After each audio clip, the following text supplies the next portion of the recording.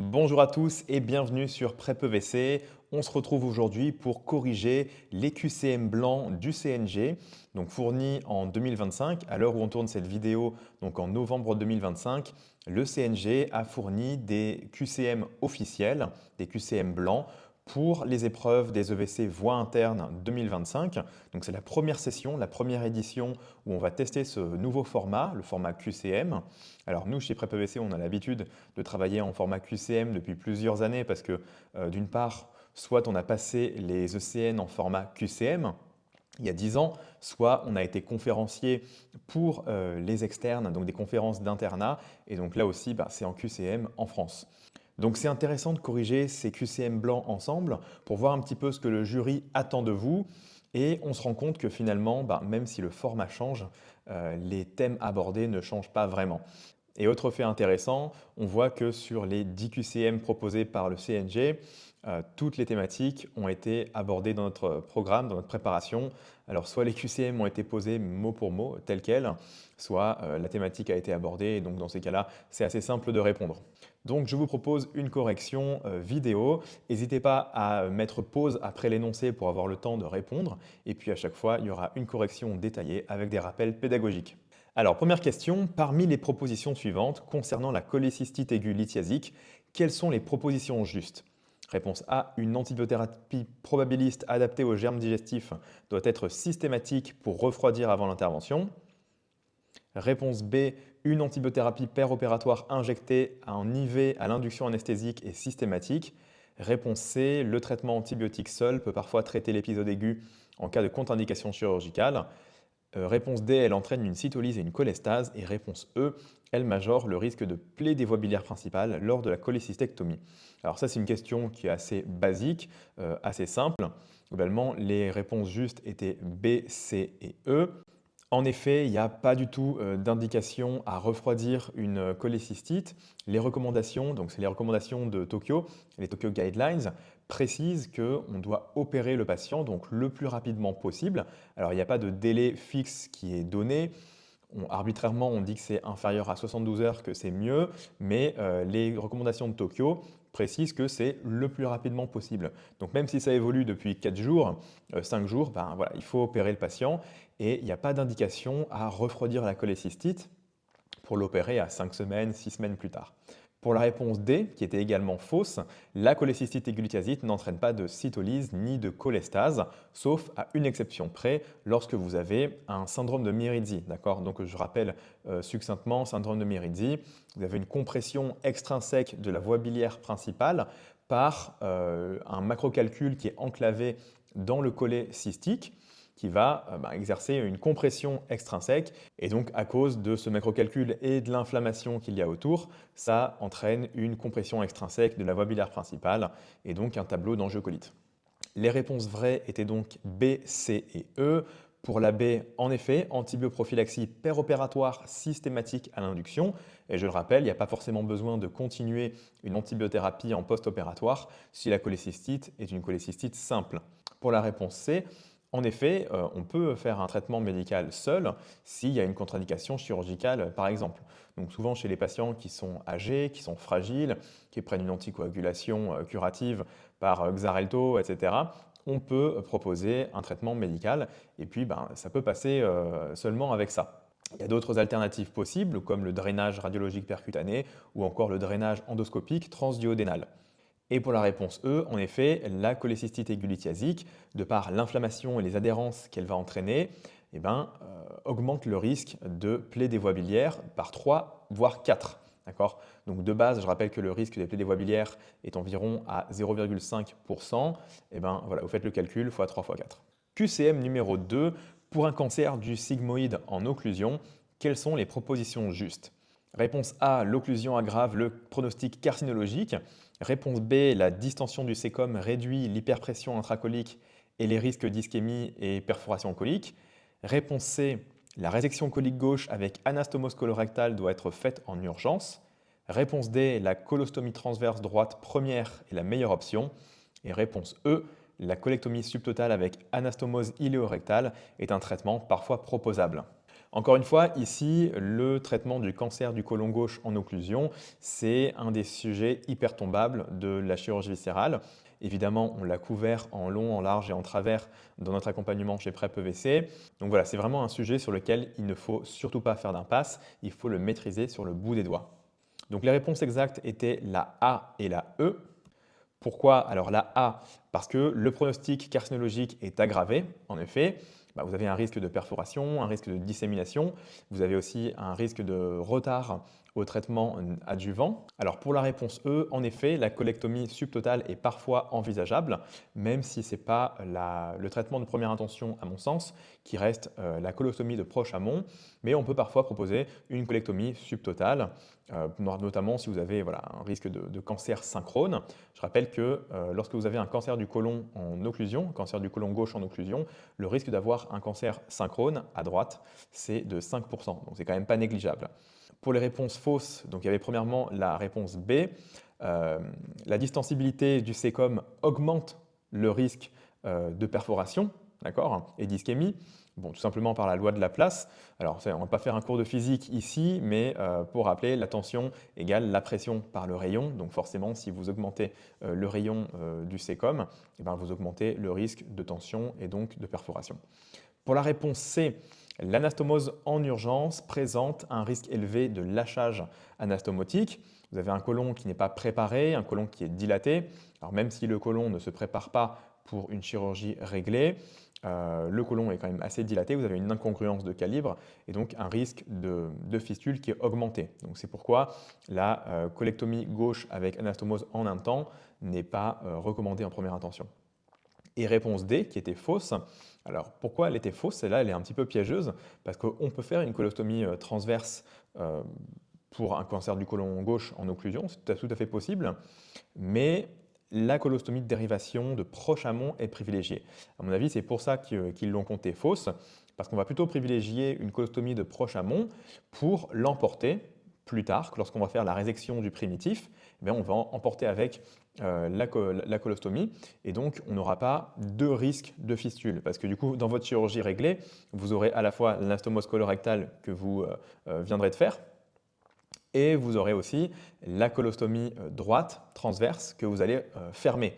Donc il y aura deux risques de fistule, alors que si vous emportez la colostomie de proche amont dans la pièce opératoire, du coup ça laisse plus qu'une seule anastomose et un risque de fistule du coup divisé par deux. Un petit rappel sur les options thérapeutiques dans le cadre du cancer du côlon gauche en occlusion. Donc voilà, c'est des rappels qu'on fait à chaque fois dans nos programmes d'accompagnement, dans nos préparations, pour pas juste répondre au QCM bêtement, entre guillemets, mais pour vraiment comprendre et pour savoir répondre, pour savoir comprendre lorsque vous aurez un QCM qui sera similaire, mais pas tout à fait pareil, d'accord? Donc il y a plusieurs options lorsque vous avez un cancer du côlon gauche en occlusion. Premièrement, la colostomie de décharge. Donc sur cette icône, elle est faite en transverse droit. Vous pouvez aussi la faire en proche amont, donc en sigmoïdien, si la boucle monte. Donc c'est un geste qui est facile, avec une morbidité qui est faible, c'est efficace, c'est rapide. Ça permet de faire le bilan d'extension, de voir si vous n'avez pas un autre cancer synchrone. Par contre, les désavantages, c'est que ça laisse la tumeur en place et que c'est contre-indiqué si vous avez une souffrance du sécom. La deuxième option, c'est l'intervention de Hartmann, donc avec des avantages. Ça va épargner la longueur colique, ça va éviter de faire une anastomose, d'accord, et ça va enlever la tumeur en un seul temps. Les problèmes, c'est que c'est une intervention qui peut être difficile en contexte d'urgence, qui va se faire souvent par laparotomie en urgence, donc qui est beaucoup plus morbide, avec 30 à 40% des patients qui ne sont jamais remis en circuit dans ce contexte-là.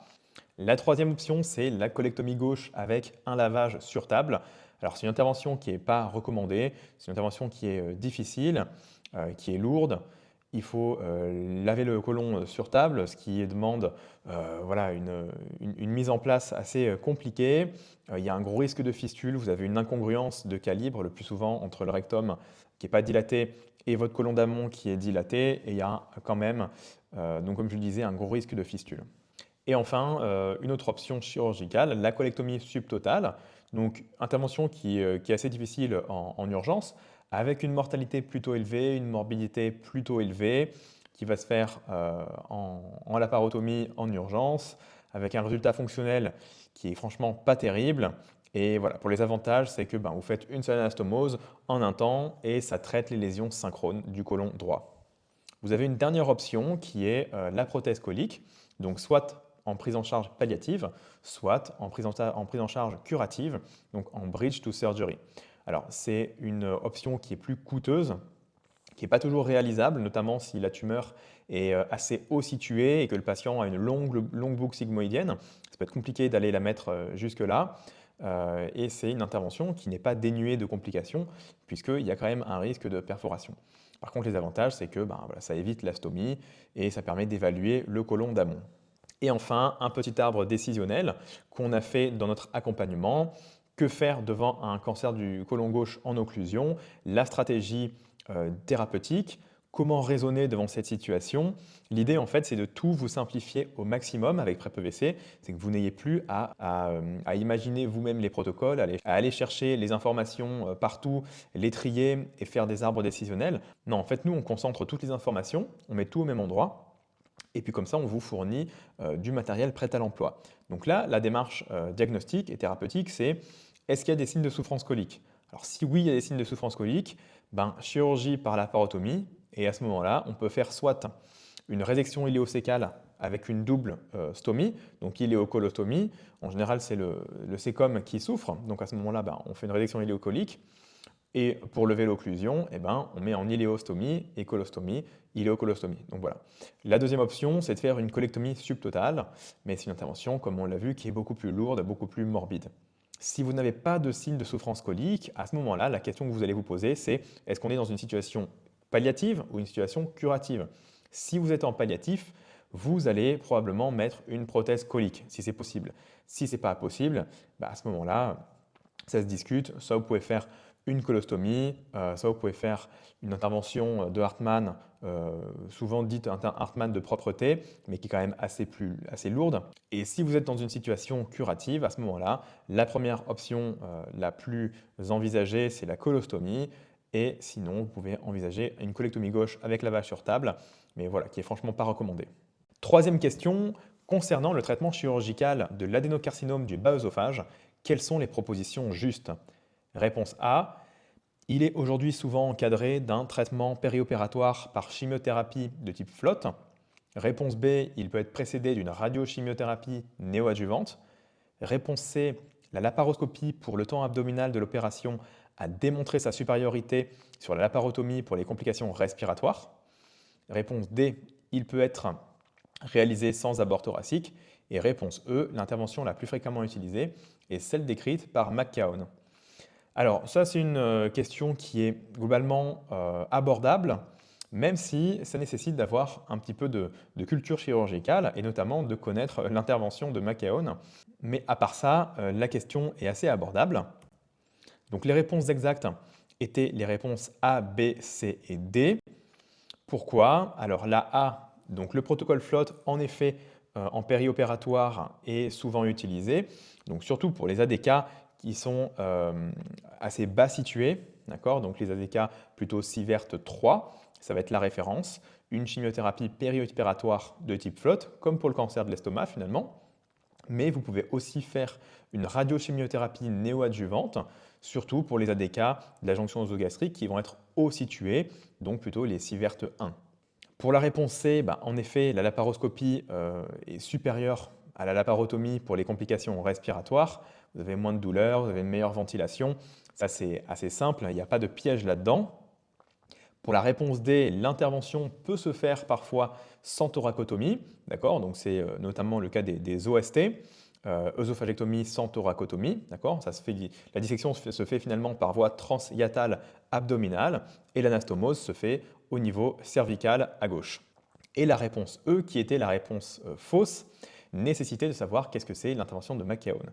Eh bien, l'intervention de McKeown, c'est une intervention en 3 temps, avec un abord abdominal, un abord thoracique et un abord par cervicotomie. Donc c'est le plus morbide, le plus lourd, et l'intervention de référence n'est pas cette intervention, c'est plutôt l'intervention donc de Lewis Santi, voire une œsophagectomie sans thoracotomie, mais ce n'est pas l'intervention de McKeown avec 3 temps abdominal, thoracique et cervical. Question numéro 4. On vous demande, dans le bilan préopératoire d'un cancer du pancréas chez un patient opérable, quels éléments sont aujourd'hui toujours indispensables?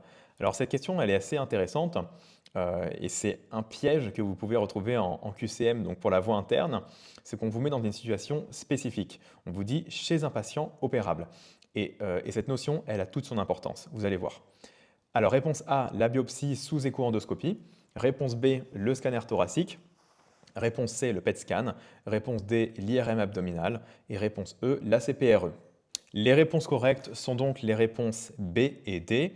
Et comme je le disais, ce qui était vraiment important de tilter, c'était chez un patient opérable. C'était cette notion-là.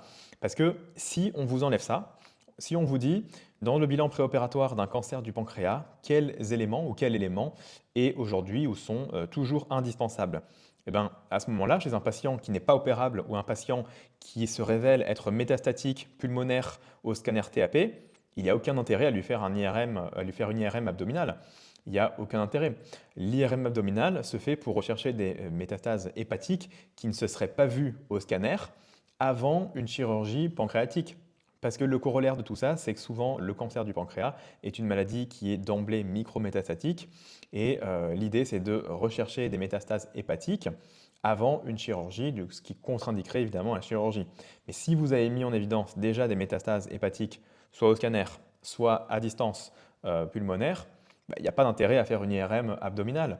Mais là, on vous demandait quels sont les examens indispensables chez un patient opérable. Donc il fallait vraiment bien insister et capter cette notion-là. De la même manière, la CPRE n'est pas systématique. Elle va être indiquée si vous avez un drainage biliaire. Donc le drainage biliaire, on a abordé aussi pareil dans l'accompagnement les indications du drainage biliaire. Ça, à mon sens, c'est une question qui peut tomber et qu'il faut connaître. Quelles sont les indications préopératoires ou quelles sont les indications dans un cancer du pancréas de drainage biliaire? Pour la réponse C, le PET scan n'est pas systématique. Il peut être intéressant si vous avez un doute sur une extension à distance, mais en tout cas, il n'est pas systématique. Et comme je le disais, la biopsie n'est pas nécessaire si vous avez une lésion résécable d'emblée, parce que voilà, il y a toujours un risque théorique d'essaimage des cellules tumorales. Un petit rappel théorique, encore une fois, issu de notre préparation pour les EVC de chirurgie viscérale, concernant le bilan d'extension et préthérapeutique du cancer du pancréas. Alors, ce que je vous conseille, c'est de toujours segmenter en différentes cases, cases cliniques, cases biologiques, cases imagerie, donc radiologique, cases endoscopiques, etc. Pour voilà, être systématique, un peu comme une checklist. Au niveau de la clinique, dans le cadre du bilan d'extension et pré-thérapeutique, vous allez évaluer la forme du patient, donc l'état général par le performance status. Vous allez évaluer son état nutritionnel. Au niveau biologique, vous allez doser le CA 19-9. À noter que s'il est supérieur à 500, il y a une forte probabilité que le cancer soit métastatique. Vous allez rechercher un déficit en DPD si vous faites un traitement d'induction. Donc en fait, vous allez doser l'uracylémie, d'accord, pour rechercher un déficit en DPD. Et si vous avez un déficit en DPD, eh bien, du coup, il va falloir soit adapter les doses de 5-FU, soit il va falloir le contre-indiquer. Et au niveau des examens morphologiques, donc le scanner TAP injecté est indispensable. L'IRM hépatique est indispensable si vous n'avez pas de métastase au scanner TAP. Donc c'est encore une fois ici que j'insiste. Dans l'énoncé du QCM, on vous a dit chez un patient qui est opérable. Donc ça suppose qu'il n'y avait pas de métastase visible sur son scanner. Et c'est ça qu'il fallait intégrer en fait dans votre esprit. Le piège était là. C'est qu'on vous dit que le patient va passer au bloc opératoire, il est opérable. Ça sous-entend qu'il n'y a pas de métastase découverte sur son scanner TAP. D'accord? Si le patient, on vous disait un patient qui n'est pas opérable, eh bien à ce moment-là, vous n'avez pas besoin de faire d'IRM hépatique parce que le traitement n'est pas chirurgical et vous n'avez pas besoin d'éliminer des micrométastases hépatiques. La dérivation biliaire par prothèse endoscopique se fait seulement si vous avez un traitement d'induction et la celluloscopie n'est pas systématique, d'accord? Elle est à discuter. Elle est à discuter si vous avez une volumineuse tumeur du corps ou de la queue, un CA 19-9 élevé, si vous avez des doutes sur des micrométastases péritonéales, hépatiques ou avant un traitement néoadjuvant. On passe maintenant à la question numéro 5. Alors, pour la création du pneumopéritoine lors d'une célioscopie, quelles sont les propositions justes? Réponse A, La technique d'open célioscopie a démontré causer moins de lésions viscérales que l'insufflation à l'aiguille de type VRS. Réponse B, les pressions basses inférieures à 10 mm de mercure sont préférables si l'exposition obtenue est bonne. Réponse C, les pressions hautes diminuent le saignement en chirurgie hépatique. Le débit plus faible possible est recommandé tant que l'exposition est bonne. Et réponse E, le monoxyde de carbone insufflé est résorbé en moins de 24 heures. Cette question elle est intéressante parce que moi j'y vois un piège. J'espère que vous l'avez vu aussi. On va le voir dans la correction. Les réponses exactes étaient les réponses B et C. Voyons en détail. Alors la réponse A, donc en effet, l'open célioscopie n'a pas démontré faire moins de lésions viscérales qu'une technique à l'aiguille de Verès. Ceci dit, la technique à l'aiguille de Verès, dans les recommandations, elle doit être réalisée en transrectale gauche. Et c'est vraiment dans ce cadran-là que le risque de plaie digestive est moindre. Alors certes, c'est plus élégant de le mettre sur un futur site de trocar pour cacher la cicatrice, mais voilà, ce qui est recommandé pour diminuer le risque de plaie d'organes creux ou de lésions viscérales, c'est vraiment en transrectale gauche. Pour la réponse B, en effet, tant que l'exposition est bonne, il vaut mieux travailler avec des pressions basses. Pour le patient, il y aura une meilleure tolérance hémodynamique et respiratoire. Pour la réponse C, les pressions hautes en chirurgie hépatique. Alors, en effet, les pressions hautes en chirurgie hépatique, ça peut faire en fait un espèce d'effet de compression sur le parenchyme hépatique si vous avez un petit saignement.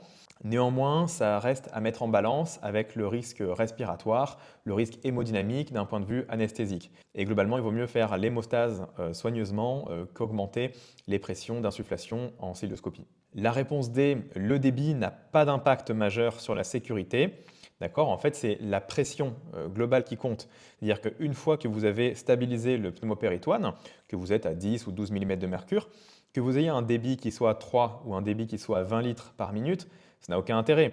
Finalement, ce qui compte, c'est la pression à la fin. Le débit n'a pas d'intérêt une fois que vous êtes stabilisé.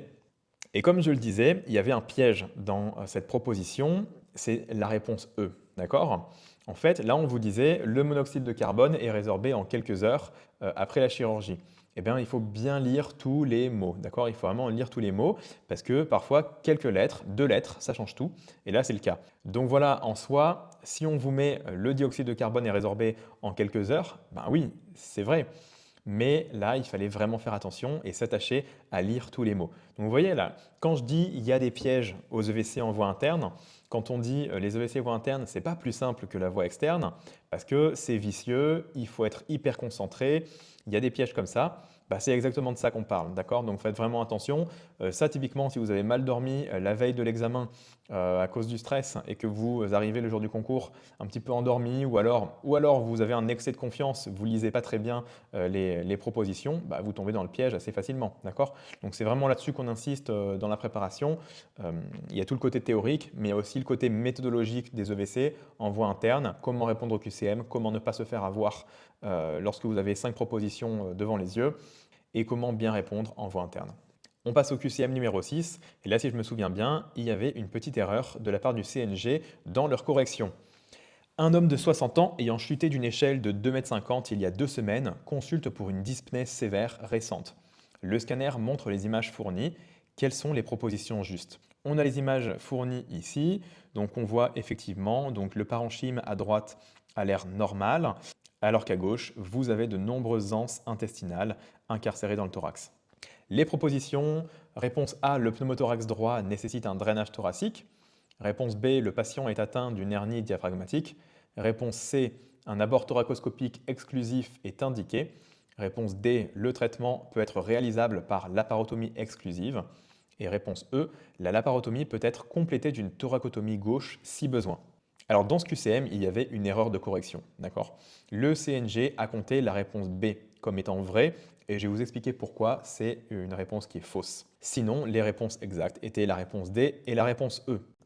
Alors en effet, pour la réponse D, un traitement par laparotomie exclusif est possible si vous arrivez à réduire facilement par la voie infradiaphragmatique, par la voie abdominale, qu'il n'y a pas d'adhérence thoracique majeure, et bien à ce moment-là, il n'y a pas de souci. On s'arrête là, vous fermez le diaphragme avec du non résorbable, évidemment. Ça, pareil, c'est des grands principes qu'il faut connaître. Pour la réponse E, la thoracotomie complémentaire est possible si vous avez des adhérences ou une difficulté de réduction. Donc ça, c'est vrai aussi.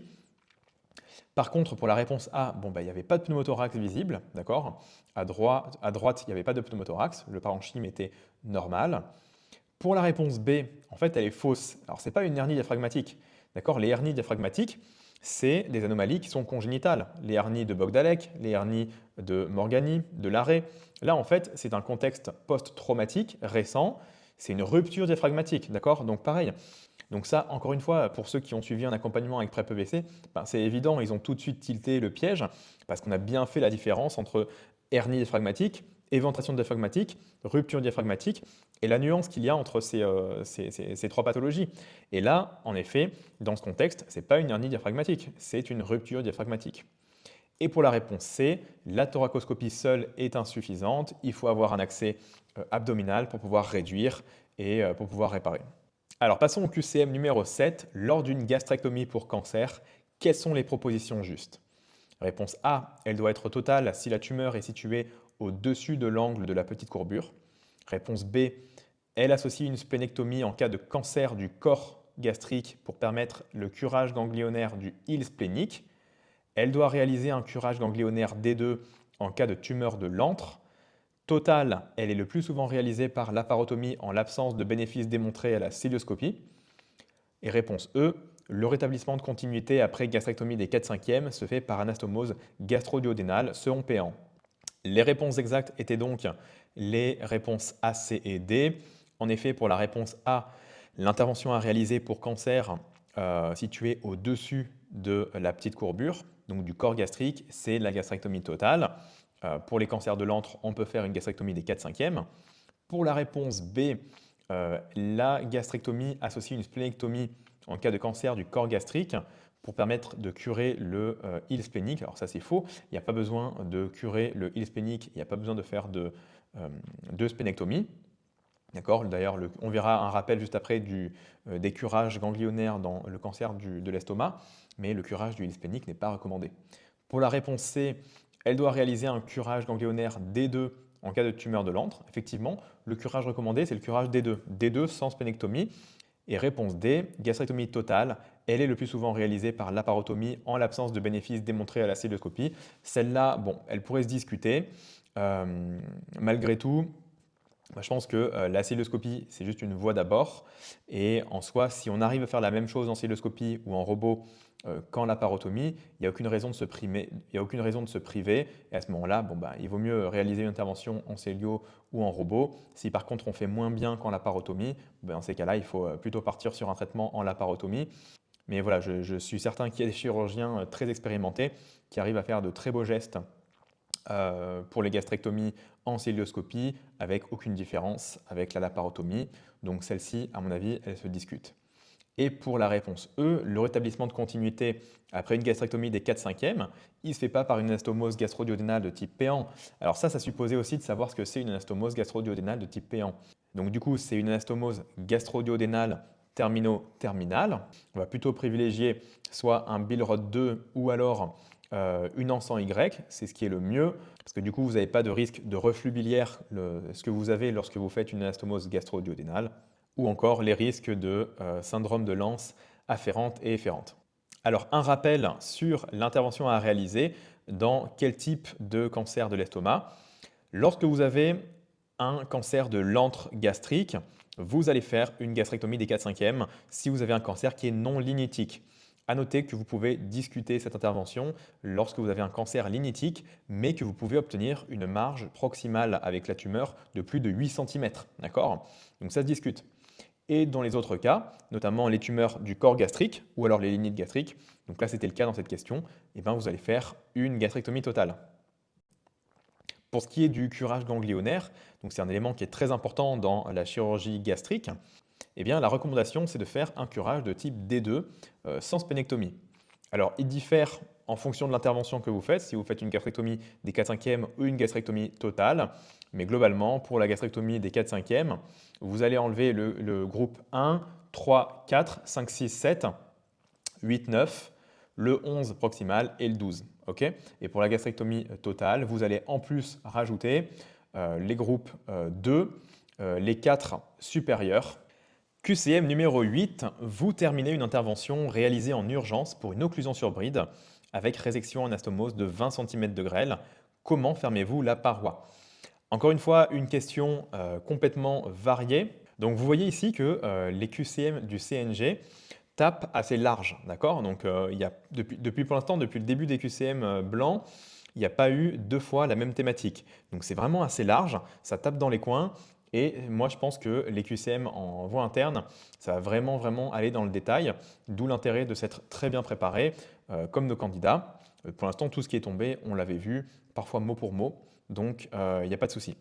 Alors, comment fermez-vous la paroi? Réponse A, au fil non résorbable chez ce patient déjà multi-opéré sur sa médiane, au fil à résorption lente, à point séparé en raison d'une ouverture péropératoire du tube digestif induisant un risque infectieux, avec un surjet réalisant des petites prises toutes les 5 mm et avec une plaque résorbable rétromusculaire pré-aponévrotique et avec une plaque résorbable rétromusculaire pré-aponévrotique pour prévenir le risque d'éventration ultérieure chez un patient multi-opéré. Les réponses exactes étaient donc les réponses B et D. Le fil non résorbable n'est pas recommandé sur sa paroi, d'autant plus que si vous avez une infection post-opératoire, ça maintient l'infection chronique, il y a un risque de granulome. Donc la recommandation, c'est de fermer avec du fil à résorption lente, donc par exemple du Maxon, du PDS ou du monocryl, donc du monofilament à résorption lente, donc pas du Vicryl typiquement. Vous devez faire des petits pas, d'accord? C'est la technique small bites, donc tous les 5 mm avec un ratio 4/1, c'est-à-dire que la longueur du fil doit faire 4 fois la portion sur laquelle vous suturez. Et donc la réponse C était également fausse. Un surjet est préférable au point séparé, même si vous avez un contexte infectieux, ça n'a rien à voir. Et pour la réponse E, la plaque en urgence n'est pas recommandée. Donc toujours un petit rappel issu de notre formation chirurgie viscérale, voilà, pour vous rappeler les facteurs de risque d'éventration après une chirurgie abdominale antérieure et pour vous montrer la technique du small bite dont on avait bien parlé. Donc tout ce qui va être facteur de risque d'éventration post-opératoire, ça va être IMC élevé, tabagisme, diabète, immunosuppression, une incision médiane par rapport à une incision transverse, le monotrocar, des orifices de trocar supérieurs à 10 mm, une infection anti-opératoire et les recommandations de bonne pratique, donc c'est ce qu'on avait marqué, surjet continu à petits pas de type small bites avec du fil lentement résorbable comme le PDS, le monocryl. Passons au QCM numéro 9. Lors d'une hépatectomie, quels moyens peut-on être amené à utiliser pour réduire la perte sanguine? Alors réponse A, un clampage pédiculaire continu de 90 minutes. Réponse B, une pression veineuse centrale basse par faible remplissage par l'anesthésiste. Réponse C, un clampage électif isolé des veines sus-hépatiques. Réponse D, un clampage partiel de la veine cave infrahépatique. Réponse E, un prélèvement au patient d'une poche de sang en début d'intervention qui lui est retransfusé en fin d'intervention. Donc en effet, réponse B, D et E. Pourquoi? Parce que le clampage continu de 90 minutes, c'est bien trop long. D'accord? Je rappelle que le maximum du clampage, c'est 60 minutes avant une ischémie hépatique et que ce qui est recommandé, c'est de faire un clampage intermittent avec 15 minutes de clampage et 5 minutes de déclampage. Donc pas de clampage continu de 90 minutes. La réponse B était exacte. Si l'anesthésiste induit une pression veineuse centrale basse, donc inférieure à 5 mm de mercure, ça réduit le saignement veineux rétrograde et donc c'est recommandé voilà, de ne pas trop remplir le patient pendant l'intervention d'une chirurgie hépatique. La réponse C était fausse, donc on vous disait une technique pour réduire le saignement péropératoire est de clamper électivement les veines sus-hépatiques. En fait, ça c'est contre-productif parce que du coup, vous allez arrêter la circulation, donc le retour veineux, vous allez induire une congestion hépatique. Donc, au contraire, vous allez remplir le foie de sang qui va se gorger de sang et ça va saigner encore plus. La réponse D, vous pouvez avoir recours à un clampage partiel de la veine cave inférieure. Ça va réduire le retour veineux hépatique. Voilà, bon, ça reste assez exceptionnel, mais ça peut être réalisé. Et la réponse E, une hémodilution normovolénique, c'est la technique donc de prélever une poche de sang en préopératoire qu'on va pouvoir retransfuser pour économiser une poche si besoin pendant l'intervention. Et enfin, dernier QCM, concernant la pancréatite aiguë biliaire, quelles sont les propositions justes? Réponse A, quelle que soit la gravité de la pancréatite, la cholécystectomie est au mieux réalisée précocement au cours de la même hospitalisation. Réponse B, le signe biologique le plus sensible de sa cause biliaire est la présence d'une cytolyse initiale. Réponse C, les essais randomisés ont montré l'intérêt d'une sphinctérotomie endoscopique précoce pour réduire les complications et la gravité de la pancréatite. Réponse D, le traitement des formes nécrosantes graves est aujourd'hui le plus souvent réalisé par nécrosectomie chirurgicale. Et réponse E, la survenue de défaillances viscérales, hémodynamiques, rénales, hépatiques ou pulmonaires justifie une nécrosectomie chirurgicale en urgence. Eh bien, la seule réponse qui était juste, c'est la réponse B. Et ça m'amène donc à vous dire un autre conseil Et ça m'amène donc à vous donner un autre conseil de méthodologie que je pense que pas beaucoup n'avaient remarqué. Ici, quand vous lisez l'énoncé, on vous demande quelles sont les propositions justes. Eh bien, ici, le CNG n'a corrigé qu'une seule réponse juste. Donc en fait, ils auraient plutôt dû marquer quelle est la proposition juste. Mais finalement, ils n'ont pas tenu rigueur voilà, du caractère pluriel, de la pluralité de leur énoncé. Donc, quelles sont les propositions justes? Malgré ça, il n'y avait qu'une seule proposition juste. Ce qui veut dire qu'il ne faut pas prendre pour argent comptant quand on vous dit quelles sont les propositions justes. D'accord? Ça ne veut pas dire qu'il y en a au minimum deux. Comme on le voit, il peut y en avoir qu'une seule. D'accord? Il peut y en avoir qu'une seule, même s'il ne marque pas quelle est la proposition juste. OK? Donc, pour les explications, la réponse correcte était la B. En effet, la cytolyse, c'est le signe le plus sensible de l'origine biliaire, avec une valeur prédictive positive à 95% si vous avez des alates qui sont supérieures à 3 fois la normale. La réponse A était fausse. La cholécystectomie précoce est recommandée pendant l'hospitalisation seulement si vous avez une forme bénigne d'émateuse, d'accord? Si vous avez une pancréatite aiguë nécrosante, ben, vous n'allez pas opérer le patient durant l'hospitalisation, vous allez l'opérer une fois qu'il se sera remis un petit peu. La réponse C était fausse. La sphinctérotomie précoce n'est pas systématiquement indiquée. Elle est indiquée seulement si vous avez une angiocolite associée, mais pas en routine. La réponse D était fausse. Le traitement actuellement recommandé pour les infections, les coulées de nécrose, c'est tout d'abord un drainage endoscopique ou alors percutané et la chirurgie en dernier recours. D'accord? Ce n'est pas une chirurgie en première intention. Et pour la réponse E, en cas de défaillance viscérale, vous devez d'abord prioriser la réanimation médicale du patient et ce n'est pas une indication à faire une chirurgie. D'accord? Je rappelle que les coulées de nécrose ne doivent être traitées que si vous avez des infections de coulées de nécrose qui sont authentifiées et pas si vous avez juste une coulée de nécrose. D'accord? Et quand vous avez un patient qui est en défaillance multiviscérale, eh ben, la priorité, c'est la réanimation et ce n'est pas la chirurgie. On en a fini avec cette correction des QCM blancs des EVC 2025 de chirurgie viscérale. Donc comme vous l'avez vu, il y a un niveau qui est assez relevé, il y a beaucoup de thématiques abordées, il y a des pièges et il faut savoir les déceler. Et c'est exactement là l'intérêt de se faire accompagner justement pour attirer l'attention sur ce qui est attendu en voie interne et ne pas tomber dans le panneau. Il y a beaucoup de candidats qui se disent « ouais, la voie interne, c'est plus simple que la voie externe parce qu'il y a moins de méthodologie à maîtriser ». Ben, vous avez la preuve ici que non, il y a eu au moins 3 pièges sur 10 QCM. Donc imaginez sur 40 ou 50 QCM, il faut vraiment être bien préparé aux EVC et il ne faut pas compter sur la chance. Pour ceux qui souhaitent aller plus loin et bénéficier d'une banque d'entraînement de milliers de QCM de ce type avec des pièges au niveau réel des EVC, donc pas au niveau ECN, EDN, on mettra tous les liens dans la description, le lien vers le site prepevc.fr. N'hésitez pas à liker la vidéo, à vous abonner pour ne pas manquer les prochaines. Et puis sur ce, je vous souhaite une très bonne préparation et un bon courage pour les EVC.